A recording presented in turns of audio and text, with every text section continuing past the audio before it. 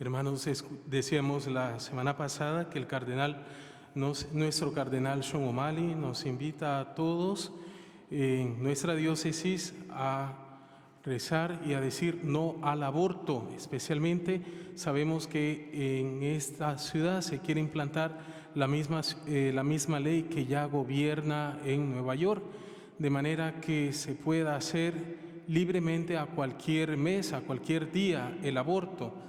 De manera que nuestro cardenal Sean O'Malley nos ha escrito a todos nosotros feligreses de la diócesis de Boston, de manera que hoy vamos a escuchar su mensaje. La homilía de esta Santa Misa va a ser el mensaje de nuestro cardenal.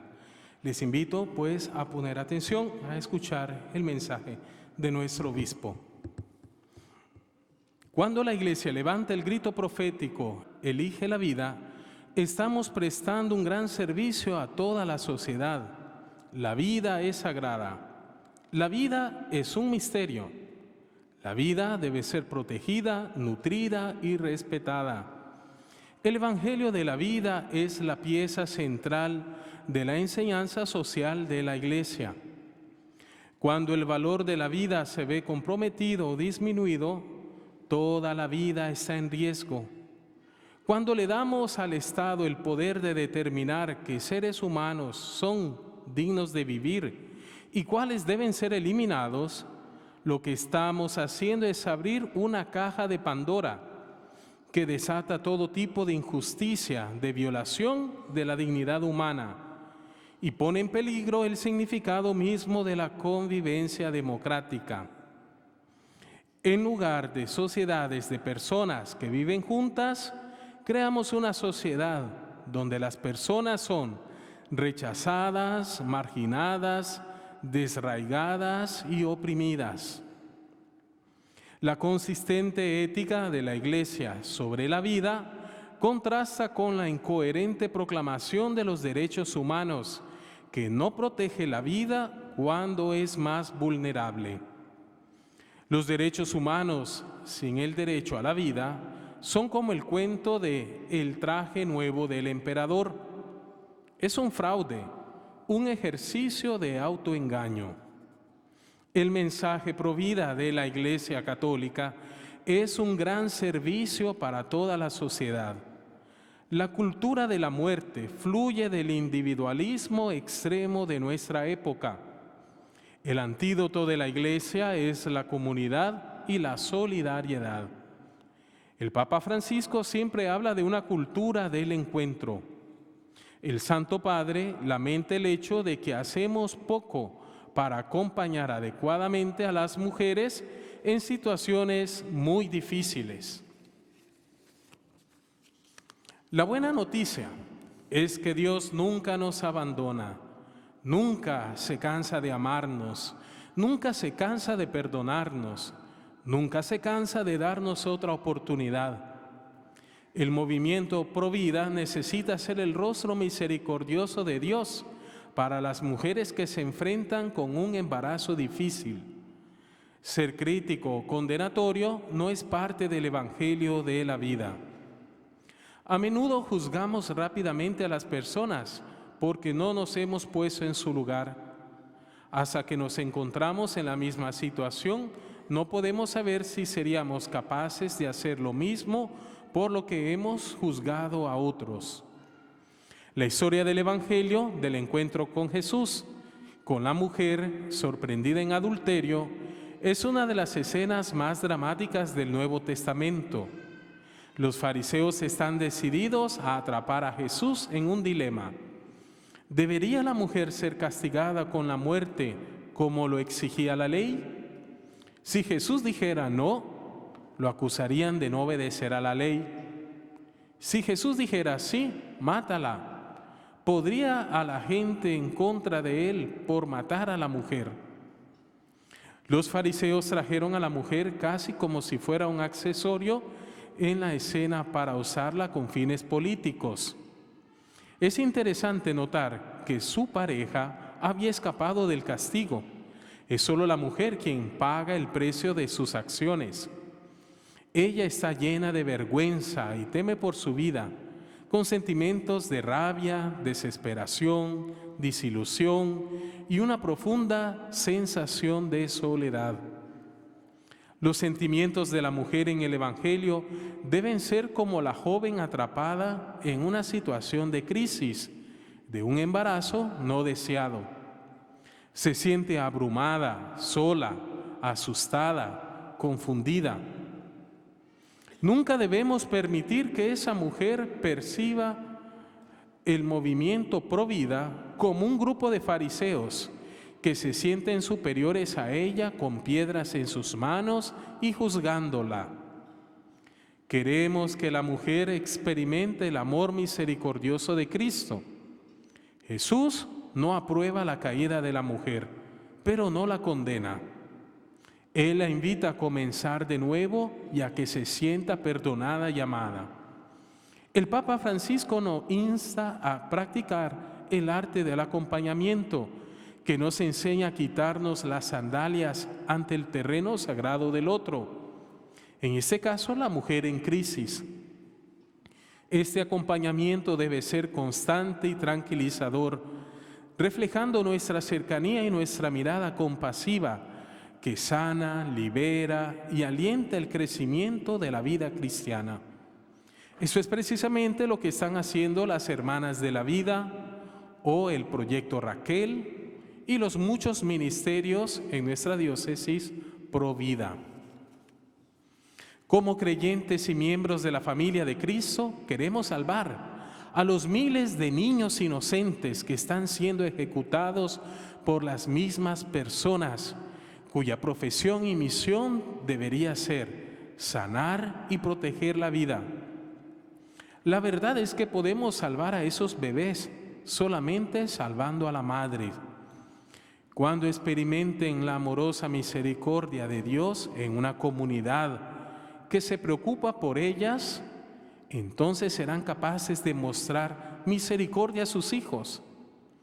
El movimiento Pro Vida tiene que ver con salvar a las madres. Necesitamos enfocarnos en las mujeres para tratar de entender lo que están sufriendo. Hay millones de mujeres en nuestro país que han abortado, millones de hombres que las han empujado, las alentaron y las llevaron a la clínica abortistas. ¿No sería maravilloso si alguno de aquellos que eligieron el aborto pudieran aceptar el reto de San Juan Pablo II para comprometerse con la vida, ya sea aceptando el nacimiento de otro niño o dándole la bienvenida y cuidando de aquellos que están más necesitados de tener a alguien cerca de ellos? Una persona que asumió este desafío fue el doctor Bernard Nathanson, fundador de NARAL y del movimiento pro aborto en los Estados Unidos. En la década del 1970, el doctor dirigió una clínica abortista en la ciudad de Nueva York, que funcionaba desde las 8 de la mañana hasta la medianoche. Realizaba aproximadamente 100 abortos al día. Pero luego de haber promovido el aborto y convencer a la gente de su urgencia, el doctor finalmente escuchó su voz, la voz de un niño señalándole la incómoda verdad. Su conciencia ya no podía permitirle engañarse a sí mismo para creer que este niño no nacido no era un ser humano. El doctor Bernard se convirtió en el oponente más elocuente del aborto y de su industria. En 1982, nuestro cardenal lo invitó a hablar con líderes de color y hispanos de la arquidiócesis de Washington. Unos años más tarde, el doctor me acompañó a Honduras, donde presentó su película El grito silencioso a la Facultad de Medicina y en la televisión nacional. Fue muy instrumental en la reversión de las leyes que legalizaban el aborto en Honduras. Pasó el resto de su vida tratando de hacer lo mismo en los Estados Unidos. La gracia de Dios convirtió a Saulo de Tarso, el perseguidor implacable de la iglesia, en el apóstol de los gentiles. Y esa gracia transformó a Bernard en el fundador de Naral, en un apóstol del Evangelio de la vida. El desafío que nuestro Papa Francisco pone delante de nuestros jóvenes es que sean evangelizadores. Evangelizar con la belleza y la alegría, no con fariseísmo y desdén. El Santo Padre dice en su carta Evangelii Gaudium, para comunicar las enseñanzas morales que promueve el crecimiento de vida según el Evangelio, es útil enfatizar una y otra vez el atractivo y el ideal de una vida de sabiduría, realización personal y enriquecimiento. A la luz de ese mensaje positivo, nuestro rechazo de los males ponen en peligro la vida y se puede entender mejor.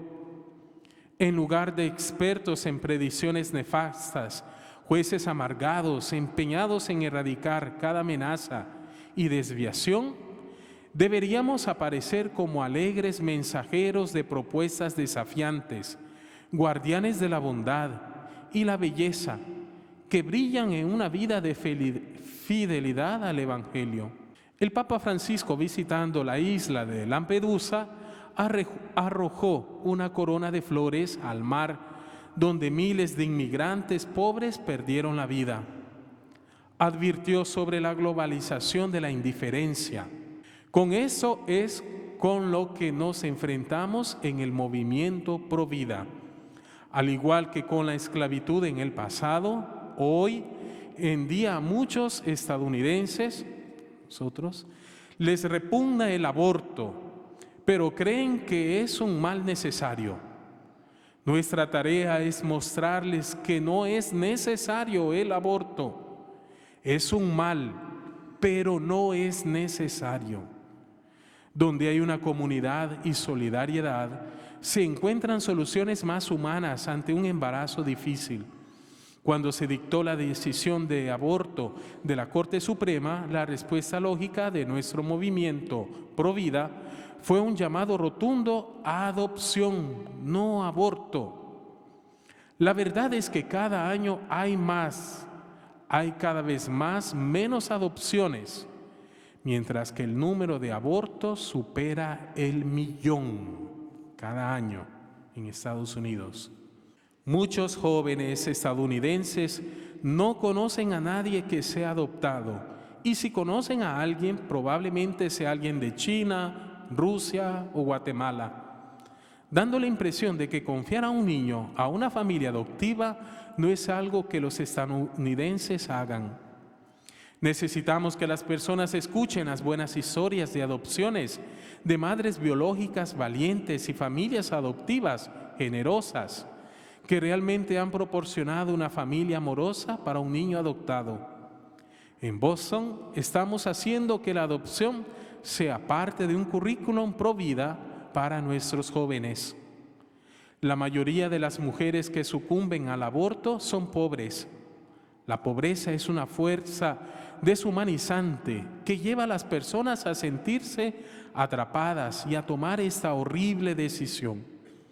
El Evangelio de la vida exige que trabajemos por la justicia económica en nuestro país y en el mundo entero. En una sociedad donde los ricos se vuelven cada vez más ricos y los pobres más pobres, el aborto crece cada vez más. Planned Parenthood se fundó para eliminar a los pobres. Podemos rescatar del aborto a los bebés no nacidos, rescatando a sus madres de una vida de pobreza y desesperanza. El Papa Francisco desafía nuestra complacencia e indiferencia hacia la pobreza opresiva que genera tantos abortos. Sí, la consistente ética de la Iglesia Católica sobre la vida es un gran servicio a la sociedad. Nuestra tarea es dar testimonio de la verdad, de que el amor, la compasión, la solidaridad pueden construir una sociedad justa que sea más segura para los pobres, los no nacidos y los de las periferias. A menudo, en conclusión, comparto con la gente el hecho de que en la isla de Marta Hay una hermosa iglesia dedicada a San Agustín. Hay preciosas vidrieras que representan los 7 sacramentos. Cuando los turistas entran a la iglesia, la primera ventana que ven es una que representa el sacramento de la confesión, con las llaves cruzadas, la estola del sacerdote y las palabras: ve y no peques más. Pero la iglesia no tiene aire acondicionado, por lo que en los días calurosos del verano abren todas las ventanas de la iglesia. Bueno, el único panel de vidrio que se abre en esa ventana es la parte donde aparece la palabra no. Entonces, los turistas entran en la iglesia y ven la ventana que dice: ve y peca más. Ve y peca más. En mis 10 años como obispo allí, ninguna persona se quejó de la ventana. La ironía es que mucha gente piensa en nosotros los católicos como personas del no. No hagas esto, no hagas lo otro, no hagas aquello. En realidad somos personas del sí. Sí a Dios, sí a la vida, sí a la compasión por los pobres y sufrientes, sí a la solidaridad y la comunidad que nos hacen mensajeros de alegría, incluso en un valle de lágrimas. Queridos hermanos, he querido así transmitir textualmente todas las palabras de nuestro cardenal, que serán escuchadas desde todas las iglesias parroquiales en nuestra diócesis. Me resta solo decir que ojalá en esta semana nosotros también podamos unirnos a la oración y en la acción contra estas leyes del aborto que quieren implementarse aquí en Boston. Recordando, estas leyes están en contra no solo del bebé, sino de la mujer misma y de la sociedad entera.